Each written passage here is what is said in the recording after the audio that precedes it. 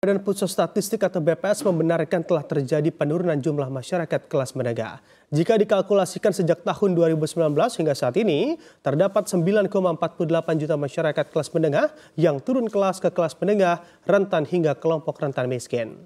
Pada 2019, total masyarakat kelas menengah mencapai 57,33 juta jiwa dengan kontribusi 21,45% dari total masyarakat. Sementara hingga kuartal 3 2024, jumlah kelas menengah menurun menjadi 47,85% dengan proporsi sebesar 17,13% dari total masyarakat di Indonesia.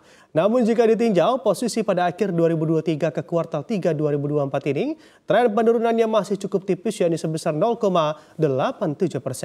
Situasi ini terjadi karena di saat ada penurunan jumlah masyarakat kelas menengah ke kelas menengah rentan hingga kelompok rentan miskin, di sisi lain masih ada kenaikan jumlah masyarakat kelas menengah ke bawah menuju kelas menengah. Menurut BPS, jumlahnya mencapai 137,50 juta jiwa.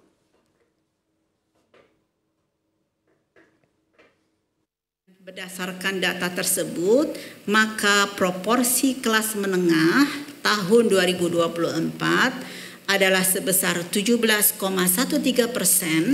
atau sejumlah 47,85 juta orang. Nah, untuk yang menuju kelas menengah itu jumlahnya bertambah dibandingkan tahun sebelumnya, yaitu sebesar 137,5 juta orang atau sebesar 49,22%. Pelaksana tugas Kepala Badan Pusat Statistik BPS Amalia Adining Garuda Santi mengungkapkan analisis penyebab dari penurunan jumlah masyarakat kelas menengah dari periode 2019 hingga 2024. Menurut BPS, penyebab utamanya adalah pandemi COVID-19 dan juga dampak ekonomi berganda dari fenomena long COVID.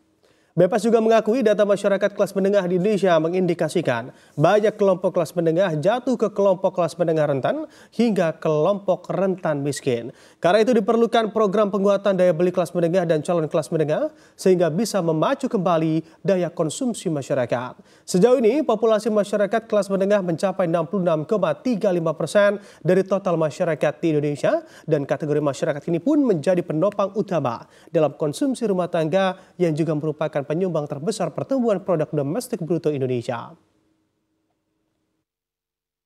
Ini kan jumlahnya terus meningkat, terlihat meningkat karena di tahun 2019 jumlah kelas menengahnya mencapai 57,33 juta orang.